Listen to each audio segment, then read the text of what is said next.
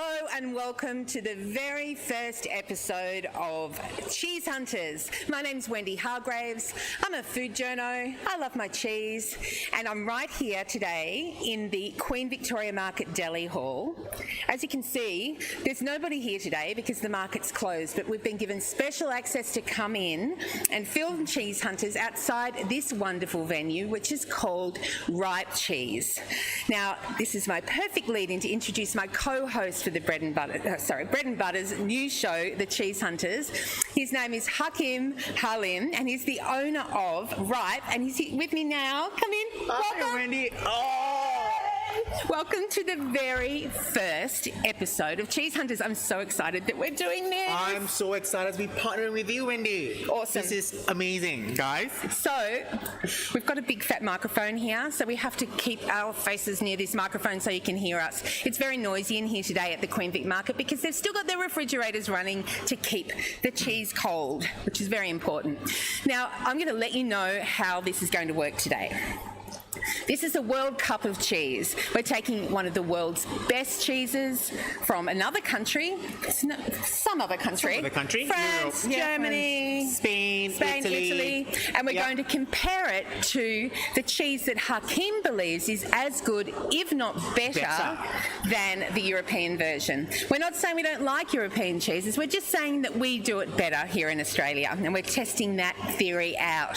So we're going to be testing for 4 factors. Very scientific factors, aren't they? They're incredibly scientific. First one is the Pong factor. the Pong factor. It's when you open up the cheese, does it hit you in the face like a stinky old leather pair of runners or smelly socks. smelly socks? Or What smells is it? like daffodil. Either one. Daffodil, right? Maybe. Pong factor, we'll give a score for that. Then we're going to give you a score for the funk factor. How it tastes like, how funky it is, how mushroomy cauliflower nose, or is it super creamy, or is it delectable? And I promise to cut him off if he turns into too much of a wanker, which brings us to our next one, which is the wank factor. Now, this is a kind of very personal one because it's what you believe the cheese represents, the story behind it. When you go to a dinner party with your little cheese platter and you're able to say that only 3 kilos was made on the southern slope of the Northern Alps and I was able to get this from my cheesemonger. That's the wank factor. How would you say? Look, 100%. I mean, I'm wanky, so I do like to sell wanky cheese as well. So this is up my alley. And I think the last factor, Number 4, we call it the screw it factor. And there are 2 parts to this factor. I'll start with my part, Wendy. So, not sure you guys know, but I am lactose intolerant and I'm a cheesemonger. I understand the irony of it all. And when I'm lactose intolerant, I can't eat too much dairy, although I still eat it. So whatever product or whatever cheese that I put in my tummy needs to be worth the pain and the gas that I will be feeling later on. Yeah. So I call it screw it. This is too good and I have to have it. How about you, Wendy? I just love the fact that I'm doing a cheese show with a man who is lactose intolerant and he doesn't care. It's the screw it factor. For me, I've been a food writer for quite a few years now and carry around my food writer belly with me. So my screw it factor is, would I eat an entire wheel of this cheese on my own, knowing that I have to get on the treadmill or go for a big walk the next day and try to work it off. So screw it factors are different for different people. For us, it's gut health on this side. For me, it's gut health in a different way. Gut size. Right? So let's get started. So we've got our 4 factors where we're doing our scoring. Today, our European cheese that we're in round one of the World Cup of cheese. And this is a cheese that everybody knows. It's sold in all supermarkets, and people just seem to love it. And it's from France. I know. Any guesses? It's everywhere. It's Mr. Everywhere cheese. It is the Daff. The Daff Noir. The Fromage Daff Noir. It is. Oh, look, the flies like it too. The Daff Noir is probably the most ubiquitous cheese in the world. There isn't a supermarket in Australia, or a cheese shop in Australia really, except for Hakim's, because he Except only mine, sells because Australian. Of course. But this is the cheese that is everyone's go-to for the cheese board, and that's because it's not offensive. It's tasty, it's creamy, It's easy to eat. all of the things. Yeah. And it's a marketing juggernaut, let's face it. They're everywhere. I don't know actually how they do it, how they produce so much cheese. I mean, look, again, I'm not going to go into too much detail, Yeah. but it is an easy cheese to eat. Everyone loves it. In fact, I've never been to a dinner party whereby if I do not serve cheese myself, there's always Wanker. Daffodil on. There's always Daffodil on the table. Wanker. But moving on. All right. This is it. This is the DAF. Yeah, this is the DEF. I'll give you a bit of just an intro about the DEF, yeah? So DEF is from France, and it is a brie style cheese. So brie style meaning it has this beautiful creamy patty in the center, beautiful white rind on the outside, and it is a double cream. So double cream, which means that in terms of percentage per weight, it has about 30 to 35% of its weight in fat. So really, really good for you if after you go on a treadmill. Yeah. But yes, I mean, people All the love fat, it. which means it's got all the flavour. Yes, really. and also, but this is quite important. It is made in a similar style like a brie.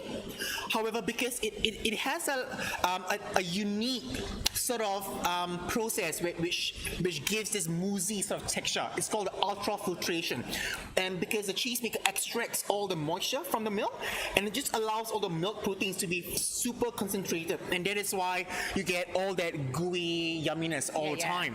Goo. Yeah. So, shall we introduce the second Let's try cheese? it, yeah. Oh, all right. Oh, the second The cheese. second cheese. All right, So we so- know what we're up against. Now, Right. this is one that's been chosen by Hakim Yes. as the ambassador for all things Aussie cheese, because that's what his shop's all about. So there are a lot of a lot, great yeah. double and triple cream cheeses here in Australia, made from all sorts of animal milk. This one, though, is one of my favourites as well. I'll let And- you introduce it. I am really happy to introduce to you the Grand Fleury from L'artisan. And they are one of my favorite cheesemakers. Matthew, who I've grown, who I've got to know really well for the past year since opening Ripe.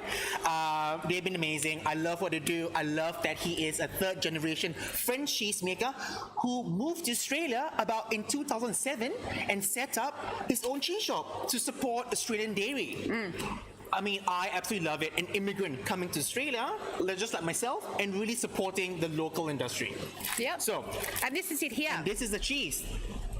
This Fantastic. is also a double cream white mold. I can't call it a brie because it is not made in France, so we have to call it the surface ripened white mold. I know it's really long, and if you come to my shop and you say brie, I get it, but it is a surface ripened white mold double cream. Yes. All So, number one test is the pong factor. Let's so smell it. Let's just cut into this and have a whiff. All right. What do you think, Wendy? There's it's hard. It's actually hard to get any kind of Correct. It whiff out of this, which really, is why really everyone nice. loves it. I suppose it doesn't stink out the fridge. Not at all. I mean, if you leave it in the fridge for a week, 2 weeks, it will not stink out your fridge. So really easy on the scent on your nose. And let's try some, Wendy. So I'd give this a 1 A 1, out same. of 5. Yeah, A 1 out same. of 5 on the pong. All right. So grab your knife.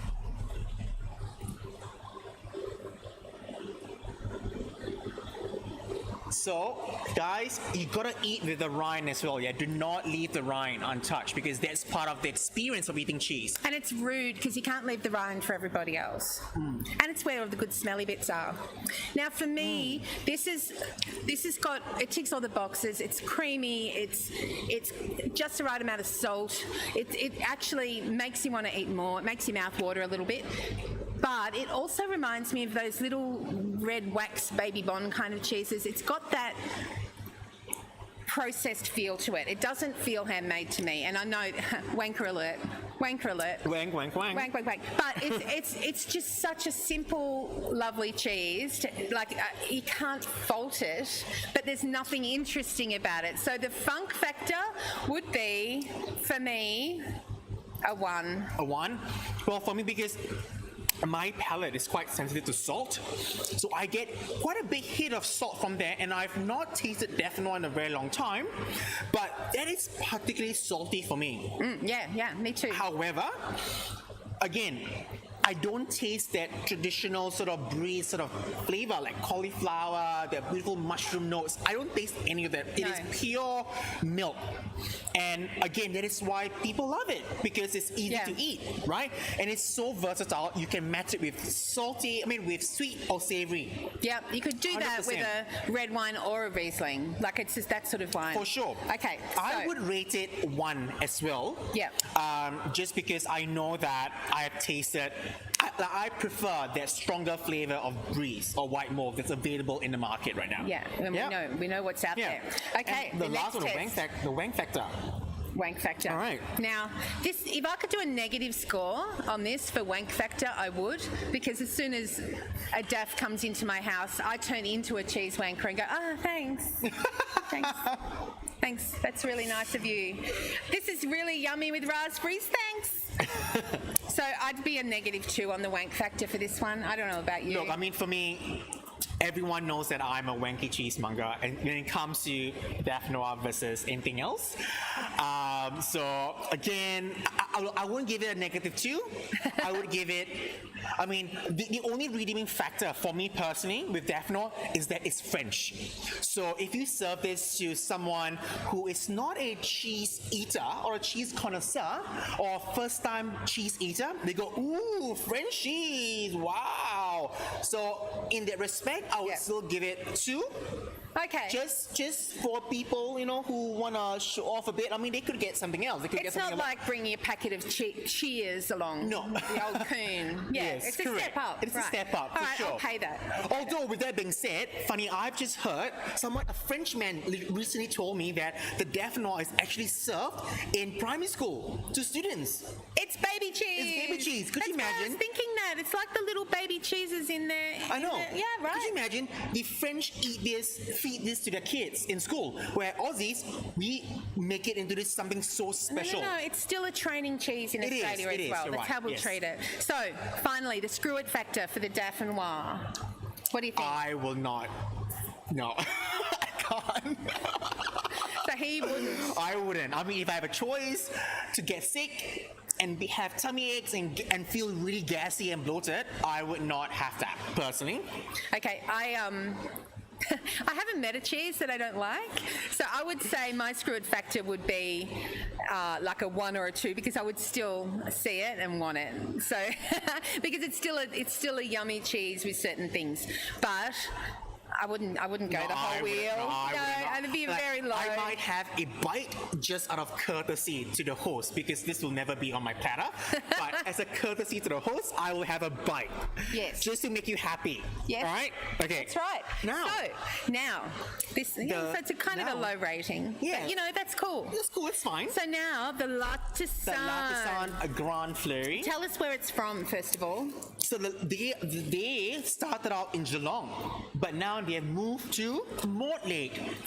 All right, this Mortlake's in the Mortlake's- western districts of Victoria. Yes. Head west. Where's that? Is it? I'm really bad. I've been here for 10 years. I do not know where things are. That's all right, west. West. It's in the West. where the squatters all landed and stole all the land and made giant farms, and so there's lots of grazing. And he gets his milk from an amazing herd that's down on the Great Ocean Road. So Yes, from so Colac, it's getting all this ocean, lots of sort of. Nuances of ocean. Yeah, it's rough Yeah. and ready, this milk. It's not like the pretty clovers that are on the slopes in France. It's actually got a lot of different flavour and character.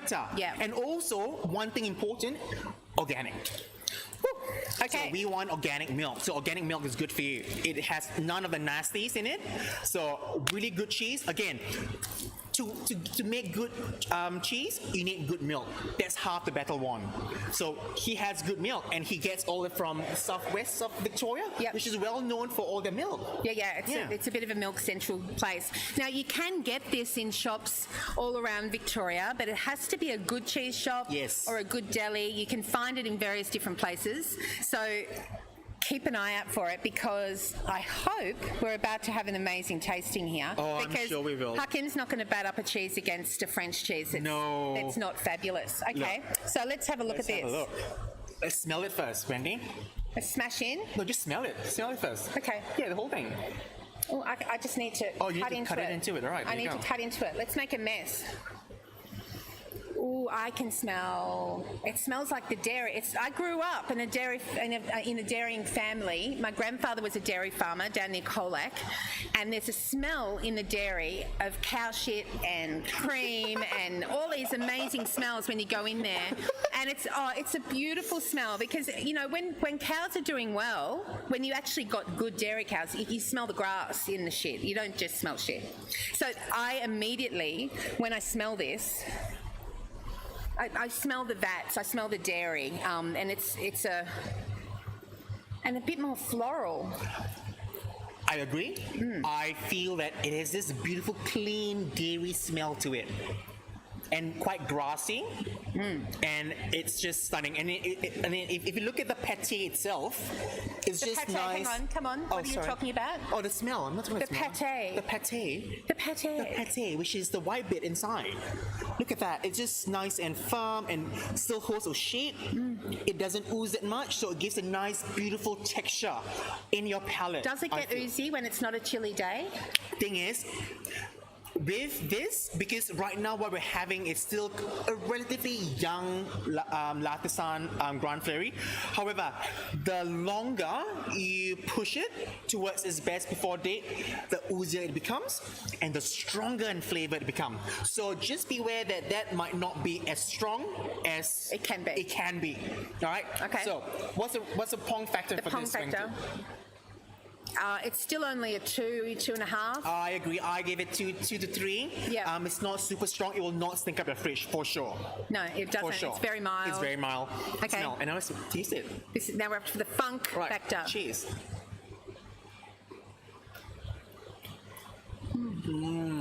We should have. Yep. Yep. Yep.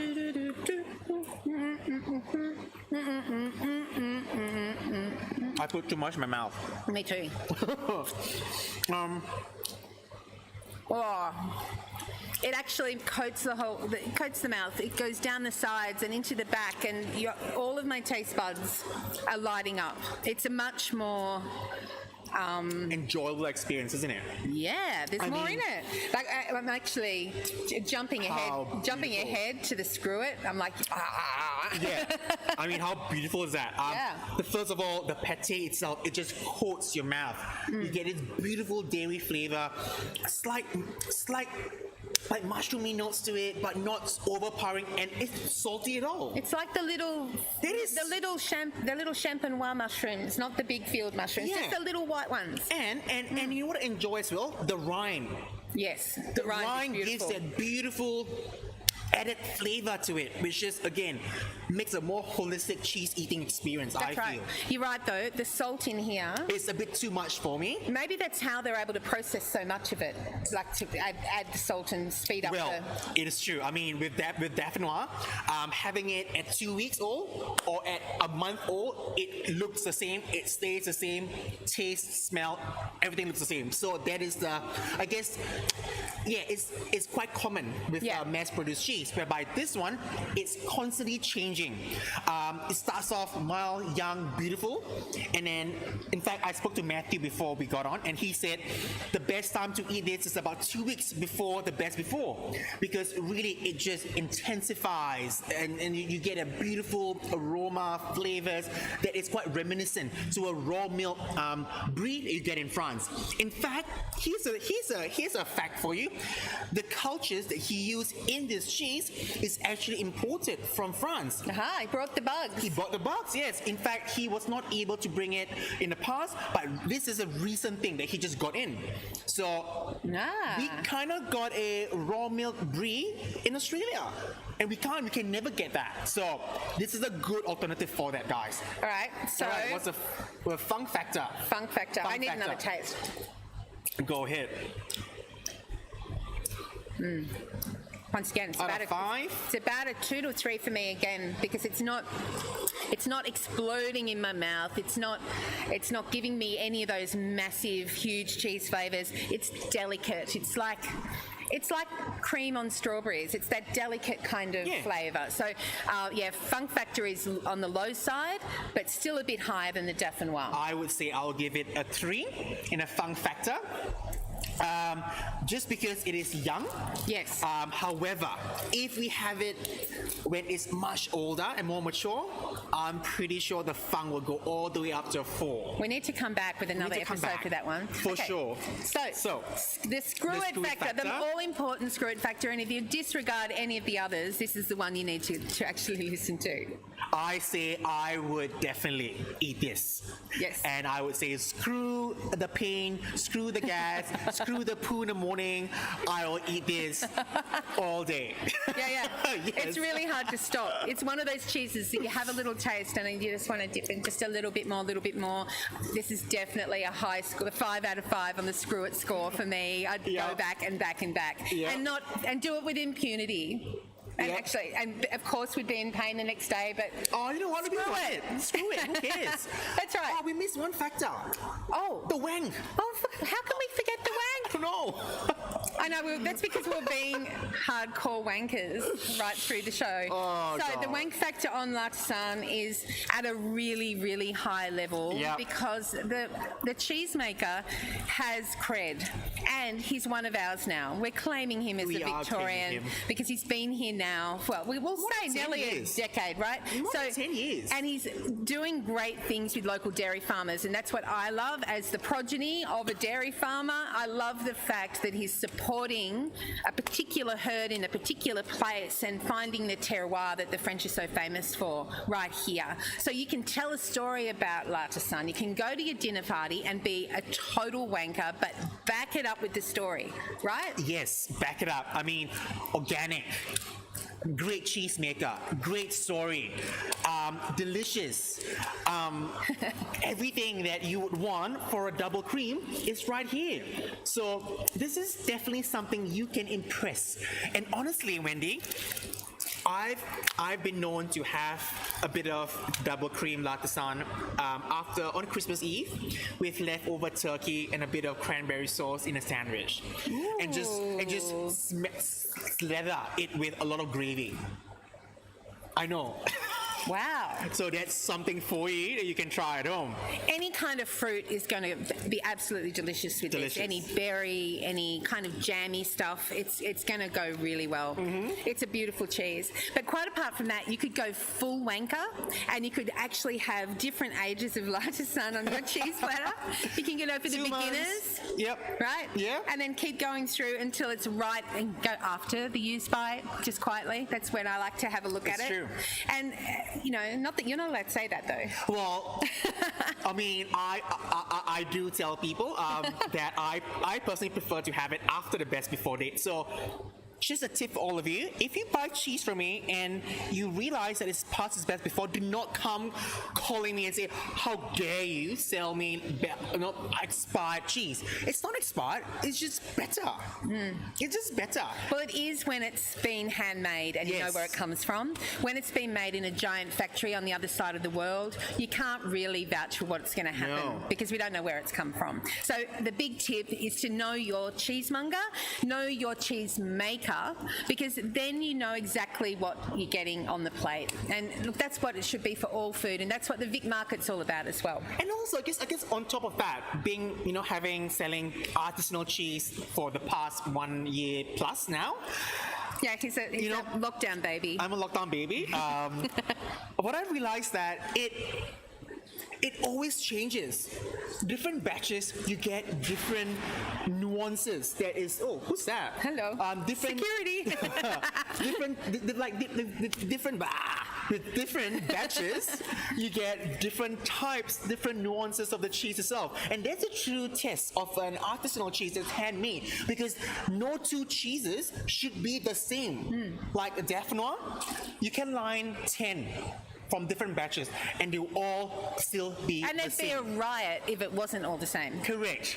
So, there you go. This is the beauty of artisanal, and I absolutely love it. And that is why I've dedicated my adult life to really source out the best artisanal cheese in Australia. And I'm destroy so glad. his gut in and the destroy process. my gut in my process. Yes, Yeah. it's fine. It's all worth it. Just treat it as my gift to all of you. Wow, this has been so much fun. I hope you guys have enjoyed this little cheese adventure as much as we have. This has been the very first of many in our World Cup of Cheese adventures. Yes. We've been able to be made. This has happened because of the technical genius of a man called Greg Painter. Hi, Greg. He's made this happen, so we're able to stream through Facebook and Twitter and all of the social media platforms at once and bring you our little TV show, Cheese Hunters. So, the coolest thing is we have 2 cameras. Oh. Hey! So, from coming to you live from the Queen Victoria Market, and Greg giving me a nice little signal there that I should be talking into this camera. So, in case you didn't catch the introduction, my name's Wendy Hargreaves. This is Hakim Halim, owner of Ripe Cheese. I'm just a cheese lover and a food writer who loves talking to people who are passionate about food. We've been coming to you live today from the Queen Victoria Market in the Deli Hall. We've taken it out on closing day, otherwise we would have been absolutely stampeded by customers. You will be. And we'll be back next Monday at 11:30 a.m. with another international cheese to compare with, a kick-ass Australian cheese. Yes. To find out who comes out on top. The winner, yeah. The winner today, quite clearly, is Lartisan from Mortlake. Awesome cheese. We still love the Dauphinois. Please feel free to bring it to my house for dinner parties because I will smash it with a plate of raspberries. But Do not bring it to my house. thanks so much for joining us today. This has been the Cheese Hunters, brought to you by the Bread and Butter TV company. We'll see you next week.